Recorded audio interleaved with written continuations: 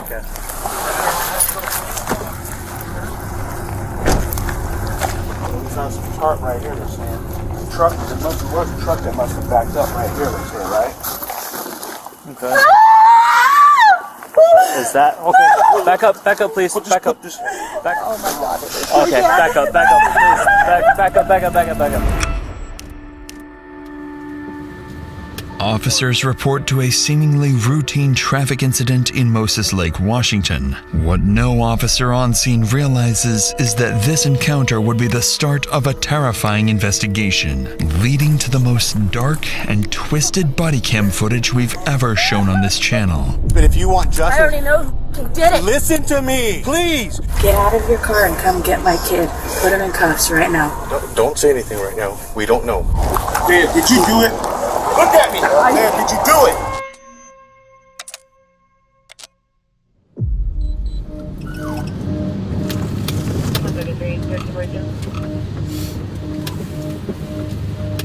It's an early Sunday afternoon on November 3rd when officers patrolling downtown Moses Lake identify a truck matching a stolen vehicle report logged just hours earlier. Multiple police units have been dispatched, more than typically assigned to a stolen vehicle report. Almost as if, from the very start, police somehow knew this vehicle theft report would soon unravel into something much worse. 145 Mac. We're slow rolled in. Parking at Porterhouse. Inside the vehicle is 27-year-old professional athlete Isaiah Thomas, the former A-star wide receiver for Eastern Oregon University, who is currently armed with a weapon. Whoa. Dude, bro. Hey, go and get out of the car. Get out of the truck, please. Here's what happened. The truck was reported stolen. Whose truck is this? You talk to me, man. It's my truck. It's your truck? Okay. Do you have your ID, registration? Just go ahead and turn it off, please. I apologize if it's your truck, but it wasn't registered in your name, man. Yeah, I know. Okay. There's ammunition in the front seat. Okay. Right. Okay. I need to chill out, bro. Everything's gonna be okay. All right, man. Just come on and step out of the car, okay?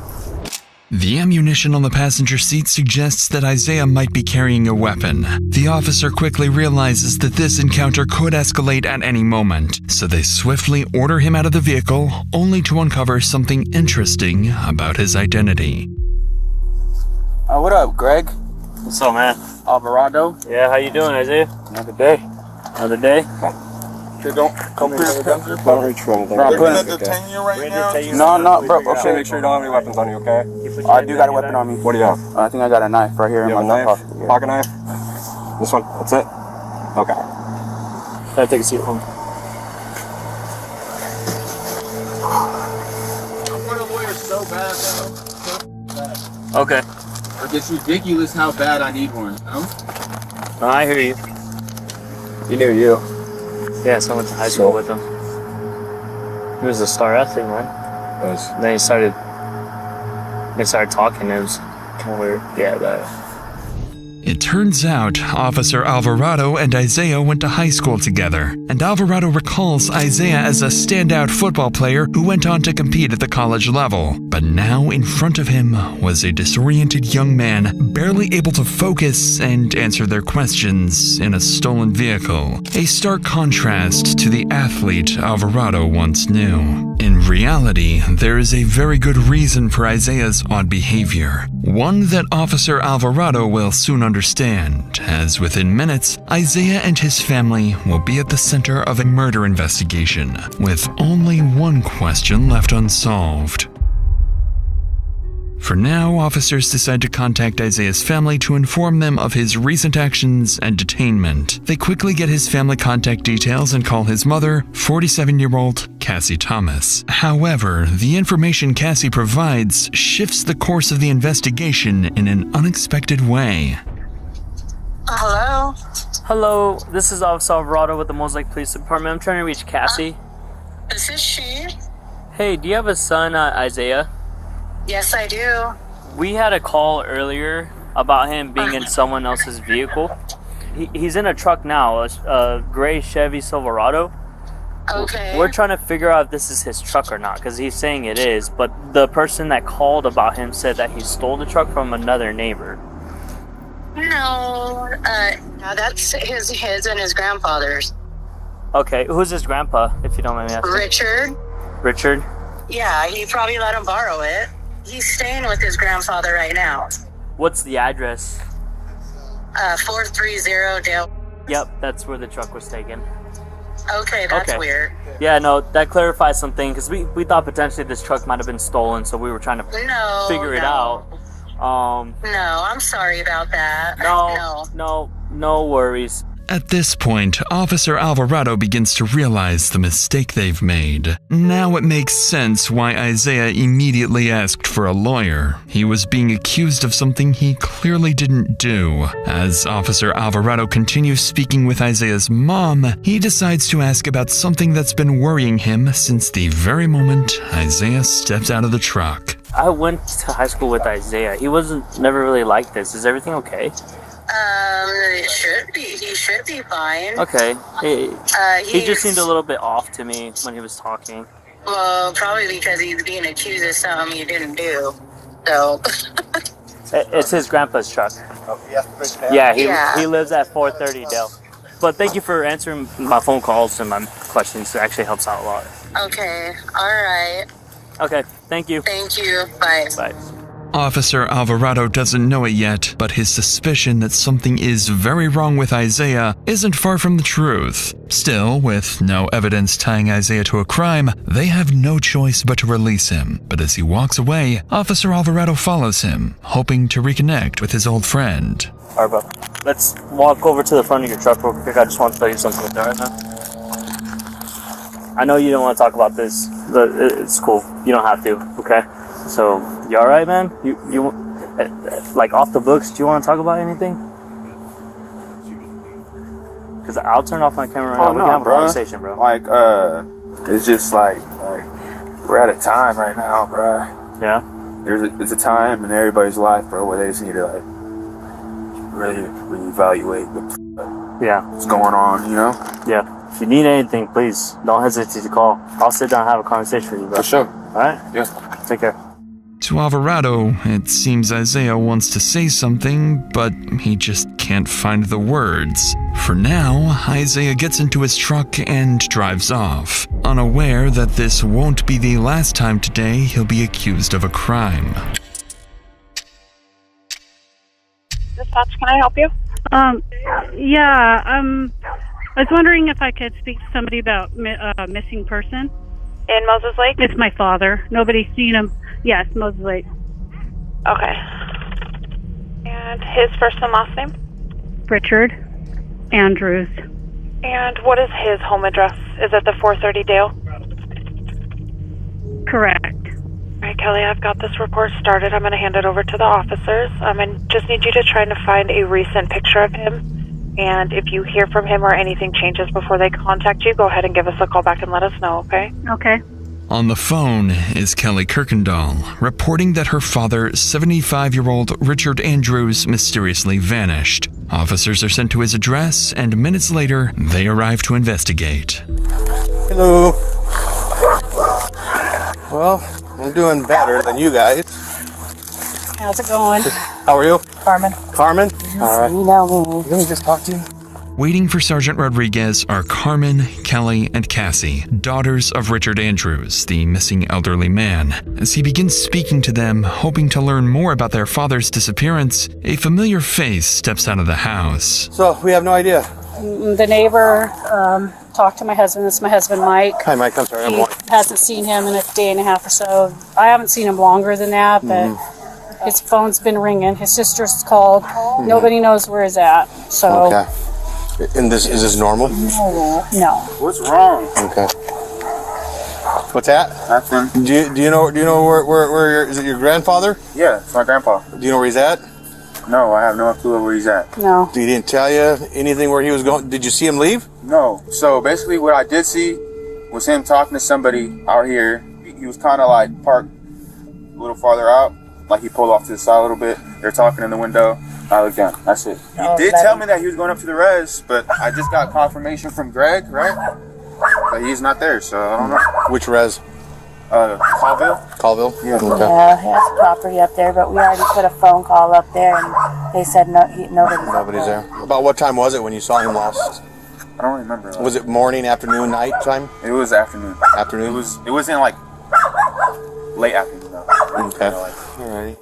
While officers are surprised to be speaking with Isaiah and his mother Cassie for the second time that day, their priority right now is finding his grandfather, Richard. With the timeline now established and Isaiah believed to be the last person to see Richard, Sergeant Rodriguez turns his attention to him. But as their conversation unfolds, he begins to notice something strange about this family. Isaiah, you said you saw him about a day and a half ago?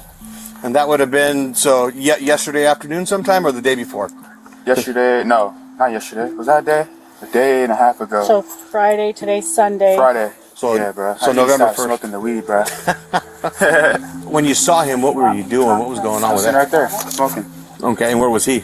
Right there, talking to that guy. And then I looked down, boom. And then that was that. Okay, was it weird for you that he wasn't here or anything like that? No. Okay. He'd be gone for weeks. Yeah. Oh, because he has his property. He'd be gone for weeks at a time. No one would be hearing That's from him. why he's tripping. Why are we tripping? Yeah, bro. Y'all. But the only thing that's weird is that he left his wallet here. That's the only weird thing that got me. Okay. But it's not. That's very strange to me. But it's normal for him to be gone weeks at a time. But we know where he's at. Usually down at the Colville. Yes. Okay. What stands out to Rodriguez is how differently the family reacts to the disappearance of their relative. While Isaiah and his mother Cassie suggest that Richard's absence isn't especially unusual, with Isaiah even casually smoking weed, his daughter Kelly sees it very differently and appears genuinely concerned for her father in a way the others do not. That's when Isaiah's father, Anthony, arrives, bringing with him the breakthrough they've been waiting for. Yeah. What you're talking about up there? Yeah. So you need to go down to a shop and take some pictures down there. To me, it looks like there's something going on down there. It looks like some burnt shit that's laid out there and some. Where's his shop? His shop's down in the valley. You know where the motorcycle shop is? That's just if he's not here, he's usually down there. Oh, I got you. I thought something. Do you think something else is going on down there? No. I'm just saying that if he's not here, he's down there. No, he's asking. No, what I'm saying is that's something that was out there. It looked like there's some burnt up shit out there that's never been there. I don't know the address. What's Carmen's address? A day and a half ago. He's already out. Bro, why y'all keep all in? No, bro, y'all pissing me off. Hey, you're pissing me off too. Everybody pressing me like You're the closest thing to him. Okay, the last and I person told we you. seen. That's why. So I'm not gonna get. No need to get frustrated about it. I just have to keep repeating myself. Would you be able to take one of my officers down there to where his shop is at? Yeah. Just so that way we know exactly what we're talking about. Right. And so that way if he's there, that's great. Right. Do you remember what he was wearing, Isaiah? I do not recall. Because that's part of the report that I'm taking, so I can enter it into the system. I'm not bugging, bro. Okay, I know. I'm just letting you know. Gray slippers, I think. Okay, well we leave that. No, those are in the house. So you need jewelry? Jewelry. No. You don't wear jewelry. No, let me. I'm sorry. Let me talk to him. Thank you. You don't wear jewelry. Okay. You want to have him follow him? Yeah. So, because we don't know the exact address, if you want to follow Anthony down to his shop down in Cascade Valley. Okay. His cell phone's here, wallet's here, everything's here, dog's here. Just whatever he had on his person in his pocket is all we have. Okay. So, all right. Thank you. Anthony and several other family members head to the shop with a deputy, while Sergeant Rodriguez stays behind to gather the remaining details. As he does so, he takes note of the family's statements so far, and what stands out is Anthony's frustration with Isaiah. It seems like the two of them know something the others don't, as the way Anthony questions his son sounds like he's accusing him of being involved with Richard's disappearance. Meanwhile, Isaiah is being defensive, claiming everyone is overreacting reacting. His mother, on the other hand, remains calm, smiling, and at times even answering questions that weren't directed at her. Rodriguez notes the contrast in this family's behavior and steps away to drive to Richard's shop. But before he can go, Isaiah's mother would make a horrifying statement, one that would come back to haunt her. So I'll get this logged in, and then if you guys have anything, give me a call. Get out of your car and come get my kid. Put him in cuffs right now.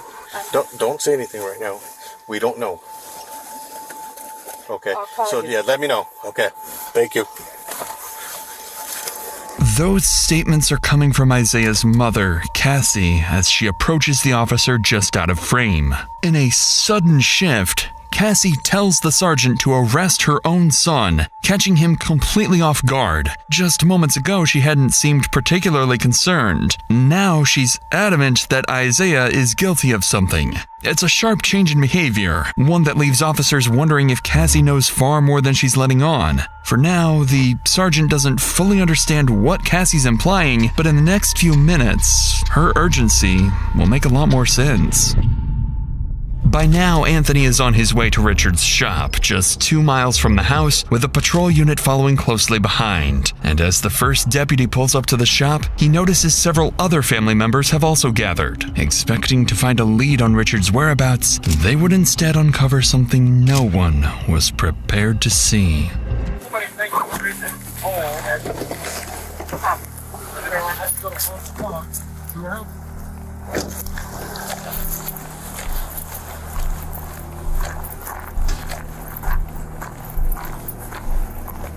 Looks on some chart right here, they're saying. Truck, there must have was a truck that must have backed up right here, they're saying, right? Okay. Is that okay? Back up, please. Back up, please. I want to see. I want to make sure. Back up. Hold on. I don't see anything. Him, calm down. Oh my God. Okay, back up, please. Back up. Okay, ma'am, can you come this way, please? Ma'am, can you come this way, please?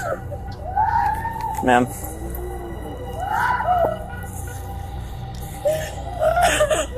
.141 mag. I need 106 to my location.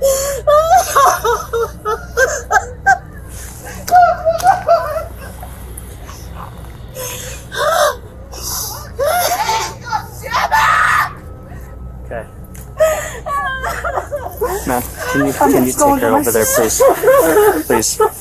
This is now a crime scene. We need to Yes, I know. I'm trying to get her. Okay, I know. Oh, Kelly.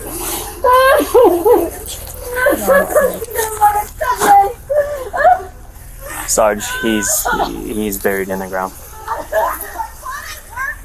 There's someone buried underneath the ground. Buried in a shallow grave in the front yard of his own shop lies the dead body of 75-year-old Richard Andrews. Richard's daughter, Kim, is the first to see him. She recognizes her father immediately, revealing part of his leg with the same jeans he always wore. It's a horrifying discovery for them to make. Even the deputy is shaken and unable to control the situation on his own. But as he observes the family, something about it feels off. By the time he arrived, the family had already begun digging, and within moments of uncovering Richard's body, they started pointing fingers, fixating on the one person they're convinced is responsible. I'm not moving right, I can't. Okay. Don't touch me. Do you want me to help you? No. Don't touch me. Okay. I knew this was gonna happen. That was it. His son, my sister's son that's at their house right now did it. And the gun's probably on the bed. It's a rifle that's laying in my mom's bedroom on the bed. He has mental illness. So we're having the county respond, okay? And their supervisor is going to come, and they're probably going to set up a containment, okay? Please, I just ask that you guys try to cooperate as much. I can't make any promises. No, we're not leaving. Okay, well, ma'am. I'm not calling him here right now. Is somebody over there getting that little psychopath? Hold on. If you want to do what's best for No, what I want to Richard do right now, is go to my okay? dad's house. I just need you and guys. do something. Please don't, okay? I just need you guys to at least try to have some understanding, okay? And I want you guys to listen. To the officer's surprise, Kim doesn't hesitate to blame her nephew, Isaiah, despite there being no direct evidence linking him to what happened here. Shaken and unsure how to handle the situation, the deputy allows the family to remain at the crime scene even after the body is discovered. Then, 2 minutes later, Sergeant Rodriguez finally arrives, stepping straight into the chaos. He tries to regain control of the situation, but it doesn't take long before he loses his patience. Where are they at? He's under there. Okay, we didn't touch it, did we? They touched it when I was coming up here. They were touching it. Ma'am, let's get away, please, ma'am. Ma'am, we need a preserve, okay? Come on. We need to make sure that we do this, okay? I'm right here. You want my hand? No. Okay, I'm sorry. Yeah. Stand over here, please. And then it looks like there's some stuff burned. Okay. We need everybody, please. We need everybody back, please, okay? Ma'am, we do need everybody out of here. If you want, we need to preserve this, okay? I get it, you're upset. But if you want justice... I already know who did it. Listen to me, please. I know you know. Yeah. We need other things to make this work. Please. Despite Kim's certainty, officers aren't yet convinced that Isaiah is their killer, because as they inspect the scene closer, something else stands out. Something that starts to point to someone very different. Burnt debris is scattered across the grass, clear sign that something had been intentionally destroyed. But the cover-up goes even deeper. The section of lawn where Richard was buried had been cut out, replaced, and even watered afterwards, an effort to make the yard appear completely untouched. For investigators, it's still unclear whether Richard was murdered here or only his body was dumped. To find out, they need to search his shop, standing just a few feet away. Sheriff's office, make yourself known. Come out with your hands up. Police, anybody in here? Sheriff's office, come out with your hands up. Make yourself known. I'm gonna go right. You cover left. Yep.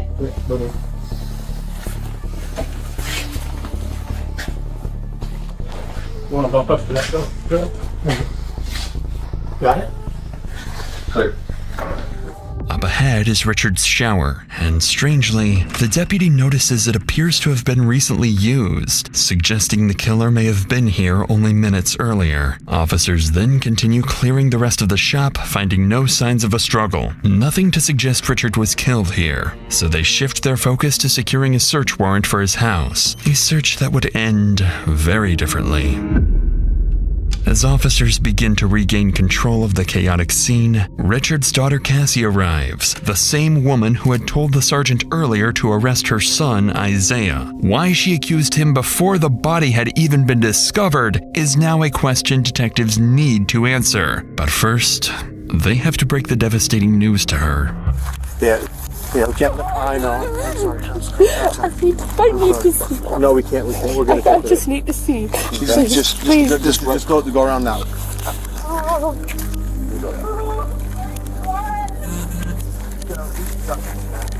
That's gonna be his, but the family members are the ones driving it. So. No. Please, let me see. No, you can't go. Now you can't. Listen. You I can't. just gotta see. Anthony, we can't cross the line. Look over the I know I'm not gonna go across the line. She just wants to look over the line. She won't go past the line. I'll make sure. Look by the door. Please. By the door. By the door. Okay. Naturally, Cassie is distraught, not only because her father is dead, but because she suspects her own son may be responsible. For now, officers continue securing the scene and prepare to send Richard's body for autopsy. But as they do, they begin to overhear the family frantically talking amongst themselves, and what they're saying would suggest the situation is only escalating, because someone else might be about to get hurt. Right, we have one that's confirmed in a shallow grave. Do not start talking, please. Don't say anything. Just be quiet, please. You know what's going on. Anthony's over there already. I get it, but we need. I've heard everybody, but we need things to figure out. 106 Mac. We need units down at 430 Dale. Ma'am, please. I can't get out. You guys are behind me. We're gonna have to leave the truck here for now. Please. Where am I supposed to go then? I just want you to walk that way, please. 145 Mac, I'm clear. Hey, David. And there's 106 Mac.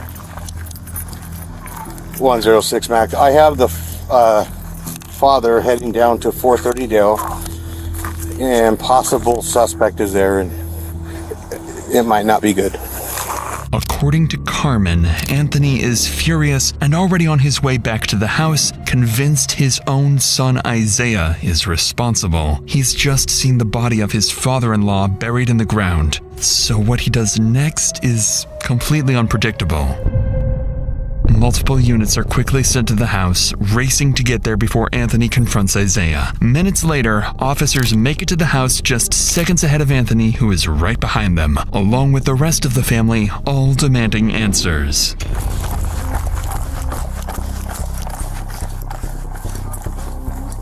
Let her get her point, David. Be on the back. Nope. Just stay back. Stay back. Stay back. Back up. Stay back. Go back now. No, come on. Did you, Isaiah? Nope. Need you guys to stay back, okay? Please. Just to the left. Secure him in your car. Thomas. No. Frisk him for weapons, please. Dad, did you do it? Please stay back, sir. Sam, did you do it? Look at me. Did you do it? Please. I need you to stay back, sir. Did you do it, Isaiah? Look at me. Why would I look at you? Yeah, you're my firstborn. Did you do it? There. One more time. No, bro. Oh, I'm sorry. That's not the That's my lawyer. Alright, just go ahead and get in here. Have him take a seat.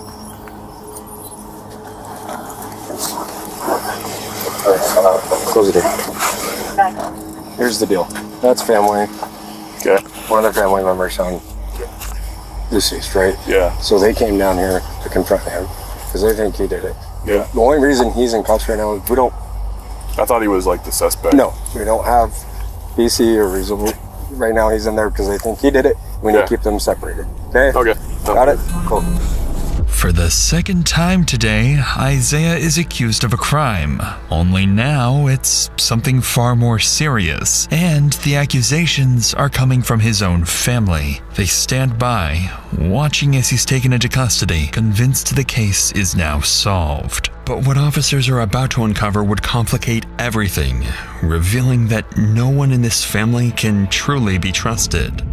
But before we get to that, I used to just keep all my money in my bank account, not really thinking it was possible to grow it without having to wrap my head around all the different investments and saving strategies, but then I realized there was a much simpler way. That's where our video sponsor, Chime, comes in. Chime is America's #1 choice for banking that makes savings simple, especially with their high-yield savings account. Whether you're saving up for a new purchase you wanted for a long time or for a weekend trip, Chime makes it simple. See, the national average savings rate is 0.39% APY, which is basically nothing, but with Chime's high-yield savings account, you earn 3.75% APY, about 9 times the national average. To put that into perspective, if you had $10,000 in a regular savings account, you'd earn about $39 in a year, but with Chime's savings account, that same money earns $375 in a year. Chime also takes the thinking out of saving. You can automatically send part of every paycheck into savings or turn on roundups so every purchase automatically adds a little more to your account. There are no monthly fees or minimum balance requirements, so more of your money stays yours. And unlike some savings accounts, your money isn't locked up. You can access it anytime. Chime Card also gets you 5% cash back on a category of your choice, which helps on the spending side too.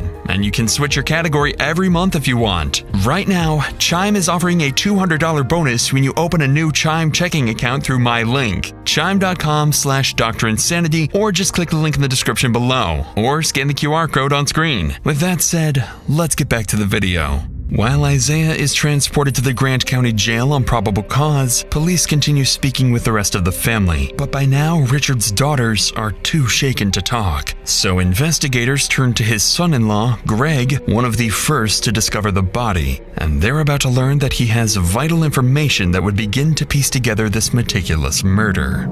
So let's start from the beginning. How do you know the guy who works on the shop out here? Richard's my father-in-law that I married one of his daughters last year. Okay, so he is your current father-in-law. He is my father-in-law, and we Okay. live across the street. Okay, so you're pretty close with him. I was very close to him. Okay, what do you think happened? I think that there may have been some type of transaction at Richard's house with Isaiah. I don't know exactly the full details of what's going on with him, but I know he's been having issues, paranoia issues, and things of that nature. What do you mean by transaction? Like an altercation? Yeah, what I think is Richard's, he's old school. He's not into the whack of tobacco or the marijuana. And I think maybe he confronted him.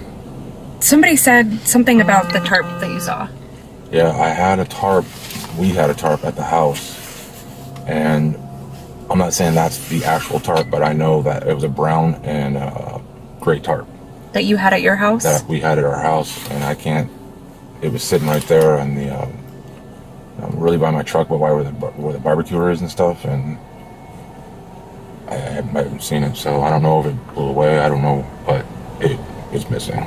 And sure enough, when the family began digging, they discovered Richard's body had been fully wrapped in a brown and gray tarp. With that tarp belonging to Greg, it now raises two possibilities. Either he just incriminated himself, or whoever did this used it specifically to frame him. And Greg has his own theory about who may have set him up. Isaiah's been acting pretty strange lately. You've met Isaiah? Yes. Has he ever been to your house? Yes. Okay.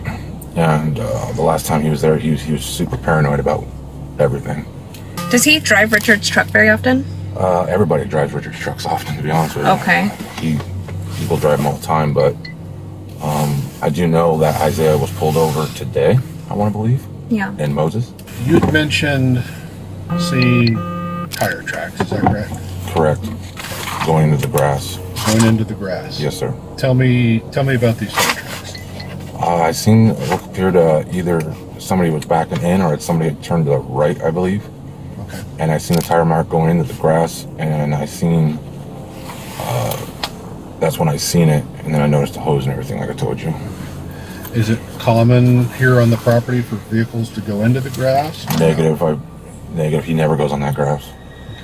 According to Greg, Richard's truck was shared and often driven by multiple members of the family, which immediately complicates things, as the tire tracks officers identified at the crime scene no longer point to a single suspect. But just as leads begin to run dry, officers would learn that the search warrant for Richard's home has finally been approved. So detectives quickly wrap up their interview with Greg and head straight back to the house. The moment they step inside the home, the detectives notice a strong scent of bleach in the air. All surfaces have been wiped down, and inside there are clear signs of a cleanup job. Detectives know they're dealing with a methodical killer, possibly more than one, but even then, they would overlook something critical. When detectives inspect the house more closely, they notice spots of blood on the back door handle that had been missed. Their first real piece of evidence tying Richard's house to his murder. And then they stumble upon something even more significant. A knife hidden in the living room, still in its sheath, marked with visible red stains. Whoever tried to erase what happened here didn't manage to get rid of everything. With the scene processed, all evidence sent for forensic analysis, and the family dispersed, the focus now shifts to the man back at the station. Since his arrest, Isaiah has refused to cooperate, but now as officers return to confiscate his clothing, they're about to discover the most crucial piece of evidence may have been right in front of them all day. Okay, Mr. Thomas, can you take off your shoes?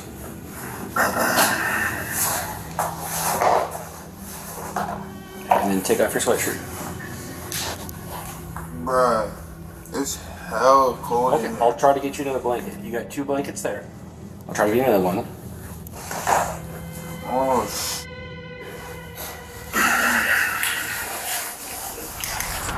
officers hold up Isaiah's shoes, they notice they're covered in dirt and possibly dried blood. It's the first and only detail that could place him anywhere near the crime scene, but it's far from definitive. With the day coming to an end, investigators finish processing their findings and prepare for tomorrow, hoping they'll finally be able to answer what really happened to Richard. As for Isaiah, by continuing to refuse to speak, he has effectively handed his fate over to his family, who have already begun forming theories and accusations, with even the closest relatives ready to completely turn on each other.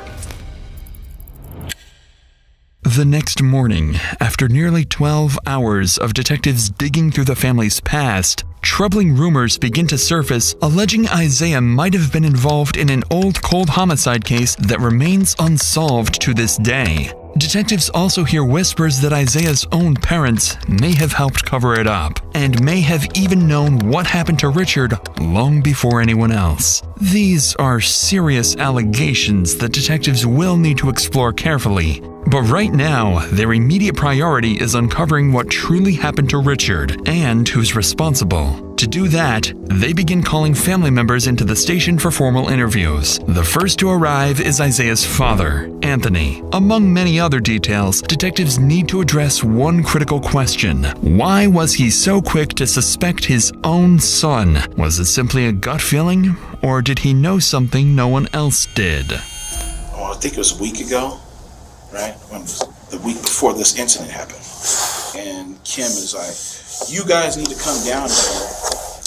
And Isaiah's acting crazy. We go down there and we walk in the house. And as soon as we get in the house, he's like, he has this big bag of weed that you could tell that he got from like the dispenser or whatnot. Mm-hmm. It's big. On my eyes, it was about this big. Yeah. What the are you doing here? Like, this is what you kicked me out the house for, right? I was like, yeah. He says, what the are you doing here? This has nothing to do with you. And I was like, listen here, man. Your aunt was scared because you're wilding out up in here. So then I'm looking at him, and he was like, say I'm lying, say I am. He's got a butcher knife like this, and he just like, but he's like crying, say I am. And say, if he had got me, it would have been all of us, So I just said, I'll leave. Where did I mess up, as a father? Did I do something wrong? Like, what did I do? Because this is not you. And he was just like, you're the best dad ever, man. I couldn't ask for a dad, man, better than you, man. It's kind of like, you did everything right. You're a great dad, man. And then Kim's like busts out crying, and then he's just like, get the out of here, motherfucker, before I kill you. Naturally, this account from Anthony catches detectives off guard as they realize the incident may have foreshadowed everything. So they pause the interview and look into it, confirming that it did in fact occur. 1 week earlier, police were called to Isaiah's aunt Kim's house after reports that he was experiencing a manic episode. And as detectives review the body cam footage of that incident, it quickly becomes clear why the entire family believes he did it. Please don't shoot this tase the fuck out of him, because he got a knife. He's got the knife with him? Yeah. Okay, That's my husband. Okay. That's our oldest son.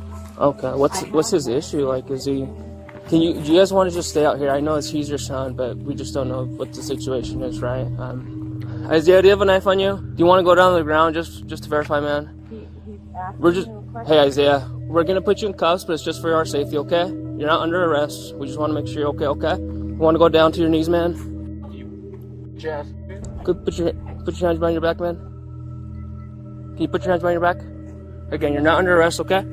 Just doing this for your safety.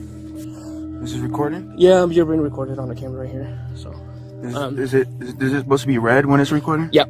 See how it's blinking red? Oh, okay. Yeah. Okay. You want to walk over here to our car, man? We're gonna have to figure out what's going on and then kind of just go from there, okay? When officers detain Isaiah, they find him in tears, struggling to hold himself together. And as they pull him away from his family, he's about to tell officers something unexpected about himself. What's going on today? I'm just going through a lot of shit right now, so. Okay. Do you have any plans to hurt yourself or anything like that? Nah, not. I mean, I guess everybody do, but I mean. Do you have any plans to hurt yourself today? Nah, not today. Okay. But this past week. Just having a rough time. Yeah. But it's all good, bro. I'm bounce back, bro. I'm gonna shake back. Yeah, but it's all good, bro. I'm gonna shake back again. Yeah. And again. and again. Do you want to go to the hospital or anything like that? And again, huh? Do you want to go to the hospital or anything like that? Nah, bro, it's good. Like, I'm good. So what was the deal with the knife? I got a swisher in there. It's a blunt, basically, and I use a knife and I split it. To take out the tobacco to put my weed in. At first. But then me and my aunt started arguing and that knife was on the table, so. And you just had it already? It was already there, and we started arguing. I wanted to leave, but she just. It's not that big of a deal. I was a good person, bro. No one said you're not a good person. I've never met you. I'm just saying, bro, like. And what happened? Life, bro. Clearly, there is sympathy in the officer's voice as he realizes the man in front of him has been dealt a very difficult hand in life. And although Isaiah downplays the incident, in hindsight, it would read very differently. Because perhaps this was the last and only time something could have been done to prevent the tragic fate of Richard Andrews. After analyzing the incident and forming a clearer picture of Isaiah, detectives return to finish their interview with Anthony. Through his account, it becomes clear he believes Isaiah's issues stem from two factors: prolonged marijuana use and repeated head trauma from his time as a wide receiver, a position notorious for heavy hits and brain damage. Anthony also goes on to clarify crucial details about his son's mental state, making it evident that his initial suspicions of Isaiah were rooted in his son's increasingly unpredictable and volatile behavior. So with Anthony's perspective now on the record, the interview comes to an end and detectives move on to Richard's daughter, Kim, the person who found the body. Kim goes on to explain why she immediately suspected her nephew Isaiah, pointing to his history of violent psychotic episodes, including pulling guns and knives on family members, as well as his white vans covered in dirt, something she says is highly unusual for him. Notably, she ends the interview by saying she fears that if Isaiah is ever released, he will do it again. With the case against Isaiah growing stronger by the minute, detectives then shift their attention to two more family members, Richard's daughter Chrissy and her partner Floyd. Unlike everyone else, these two family members are about to become Isaiah's best and perhaps only chance of shifting how detectives view Isaiah's role in all of this. It's hard to kind of start this off, but as far as it would have been your father, right? Yes. So I find out that they find my dad buried in the back of his shop. I already knew. I told them, why are you letting that motherfucker stay at my dad's house? You know he's gonna kill him. So I know you have questions for me, and then obviously I have questions for you, and I think they're both geared around the same. When I got there, bro, it was weird. Weird. And I'm like, man, something's not right. So I left, and that's when I told her and explained it to her. I even knew something was wrong before he had this episode. I said, something's not right with this kid. Hey, you guys might want to be careful. Sure as soon as we leave, all hell's break loose. Explain to me now the background, how you knew something weird was going on with Isaiah. Because prior to this, he was staying with us. And I'm not exactly sure what happened, but he starts a confrontation with my son. He pulls out a pistol from his drawers. Isaiah, okay. Sets it down. I got back hold of my sister Cassie, and I said, you know that boy is sick. He's beyond therapy. He needs fucking help. Like, he needs to be medicated. The thing, like I said, the only thing that just bothers me the most, that kid does not clean at all. He won't even make an attempt. He'll drop something on the floor and just walk away from it and leave it there. And usually I'll even ask, hey, where's Richard? Because I'll say hi to him. But for some reason, it's just the atmosphere was just, I'm like, all right, something's wrong. So I got on the phone with her and I'm like, oh, he's still wigging. He's wigging hard. And I said, your sister's tripping. I said, your sister acting like she's scared to death. Well, she knows he goes to his episode. Of course she's scared. I'm like, okay. It's when after we found out what really happened, is that she knew what he did. At this point, detectives begin to realize Chrissy and Floyd aren't just angry at Isaiah, they also hold his mother accountable. And the couple's suspicions align with detectives who still can't explain why Cassie asked them to arrest Isaiah before the body was even discovered. So with all of this in mind, detectives would ask them both point blank who they believe is truly responsible for Richard's death. So I'm on the same page as you. You guys believe that Isaiah's mom knew that She had knowledge of it. Richard. She had to have knowledge of it. I mean, that kid wouldn't have cleaned. That kid wouldn't have done none of that because he ran over to the neighbor's house and tried to take their car. Did you guys get that information? Yeah. Yes. All right. So he's sporadic. He's not cleaning. He's trying to get off. He's trying to run off. He's trying to do whatever he can do to get out of the situation. He's not thinking about cleaning. He's not thinking about picking this guy up and putting him in the back of a truck and burying him. And then go down to the valley to go get a tarp, then go back up there in her dad's truck and they see it, and go back up to the house and wrap him in the tarp, and then come back and down to the valley, which is across the street from her sister's house, and bury him in his auntie's house. When you said that you believe that she knew, do you believe that she helped cover the body and cleaned up? I can't go that far. Okay. I can't go that far because he doesn't have that mentality. At the end of this conversation, if she's not arrested by then, I don't know what to tell you guys, but she didn't sort it up like per se, like, oh, Isaiah is gonna do this, and she manipulated the situation to her advantage.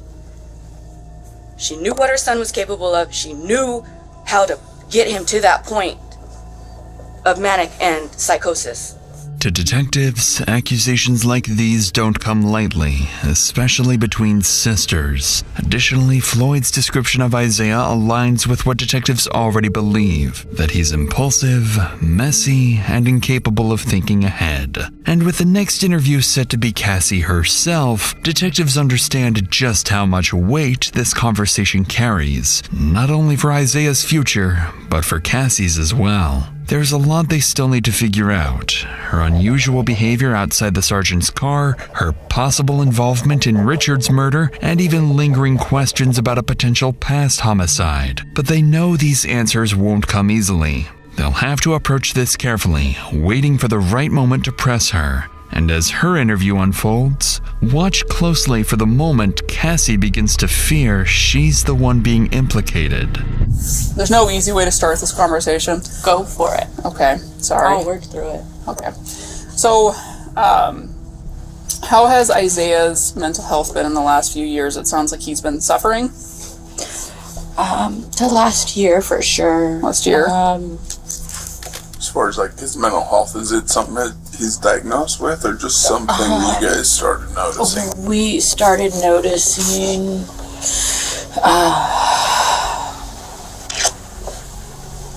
I'm trying to remember everything. October, it was before October of 2023. So back for around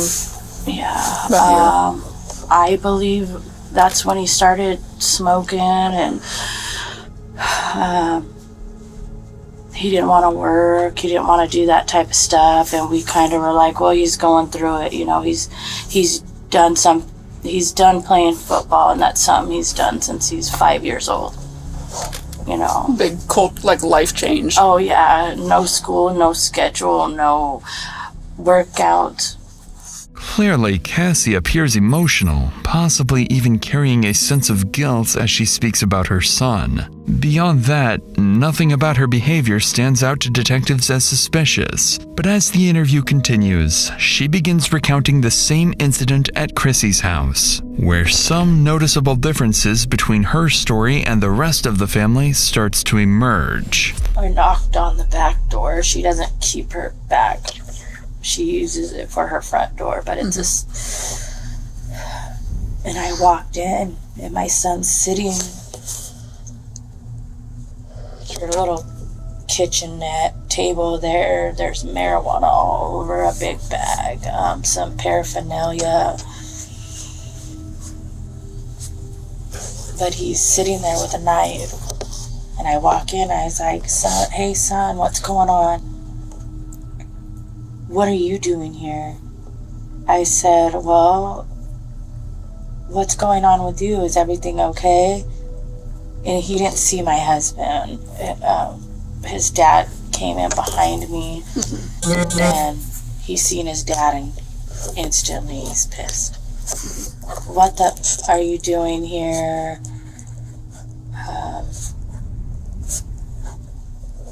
But he hadn't gotten up yet. Like, he was still sitting.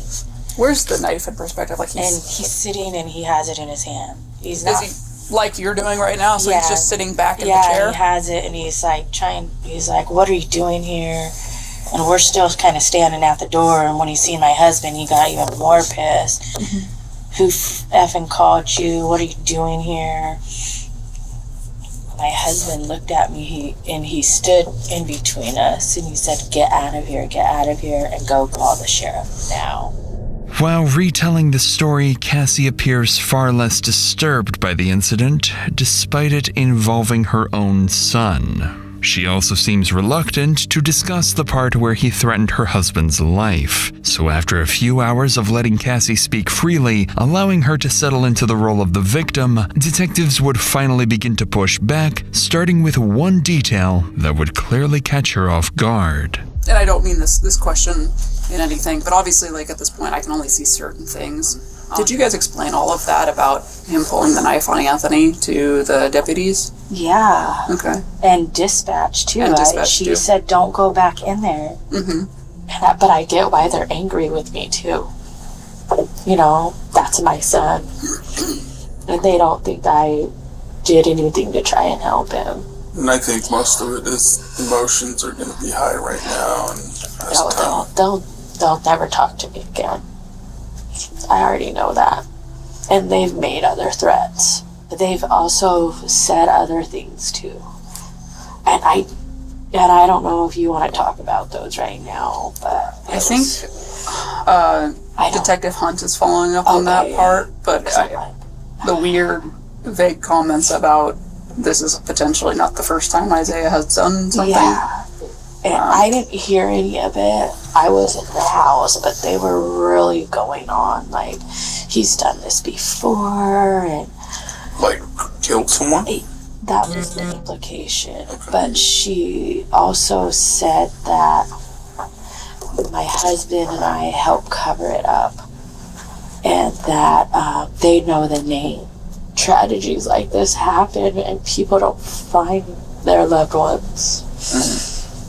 At least we found my dad.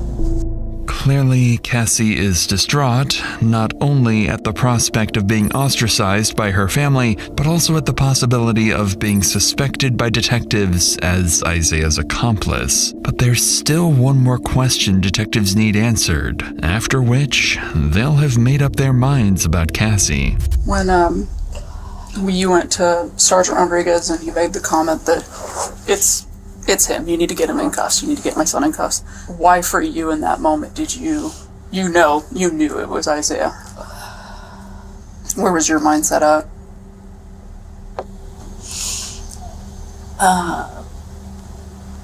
I know I'm asking you to explain like a gut instinct. It's just... I was just the things he kept saying, like, you guys, why are you pressing me? He's like, he's gone all the time, weeks at a time. I said, how long has it been since you've seen him? And he's like, a day and a half. So you've got kind of every other family member that's here that's worried and everything like that, and his response didn't seem to match your guys's. Right. You just know. You feel it. It's just like... Then I'm like, he has to get handcuffed. He has to go to jail. You know? I just felt it. And I'm his mom, you know? And I'm not in denial. And I do think, personally, you did the right thing. I think you handled everything as best as anyone could, as best a parent could. And I don't think that me saying that's going to bring you any comfort, but I do believe it. Despite her unusual behavior, the detective appears to take Cassie at her word, believing she may be genuinely innocent. Her family, however, remains unconvinced. After wrapping up this and several other family interviews, investigators find themselves between a rock and a hard place. So far, there's no concrete evidence that Chrissy or anyone else was involved. In fact, at this stage, there's barely enough to definitively prove Isaiah's involvement. So Isaiah remains in jail, hoping that with the right lawyer and no further discoveries at the house, he might still be able to walk away scot-free.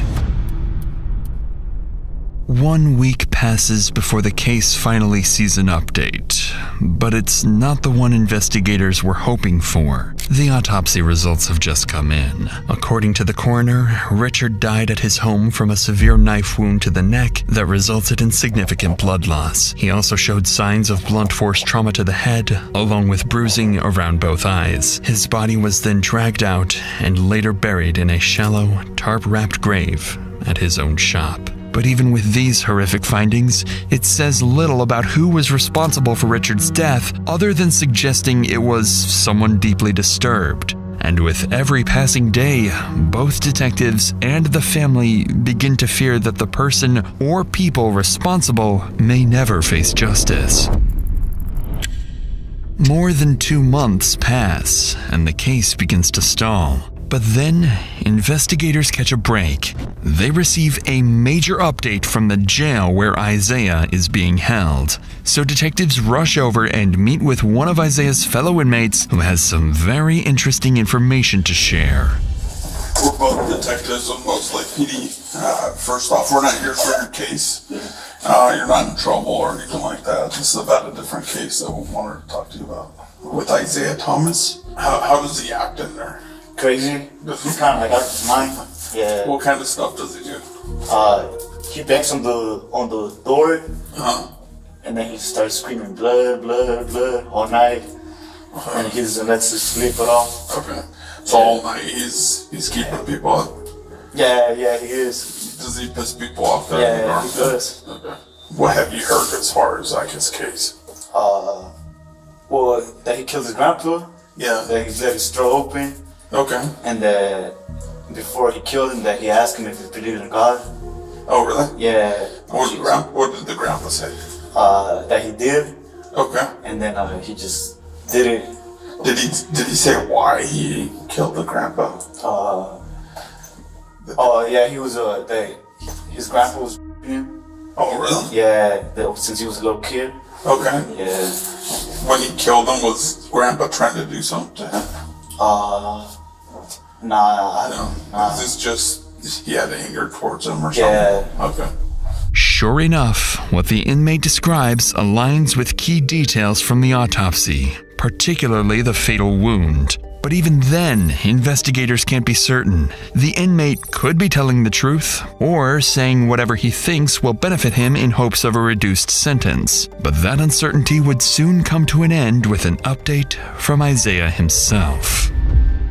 2 weeks after speaking with the inmate, in early February, Isaiah pleads guilty to second-degree murder and unlawful disposal of human remains. On March 10th, he is sentenced to a maximum of 20 years in prison, along with mandatory mental health treatment and no-contact orders involving several family members who cooperated with the investigation. As of now, no other family members have been charged, with law enforcement ultimately concluding this was a solo actor homicide, dismissing any allegations of parental involvement. And as for the alleged prior homicide, police have so far found no evidence linking Isaiah to any unsolved cases.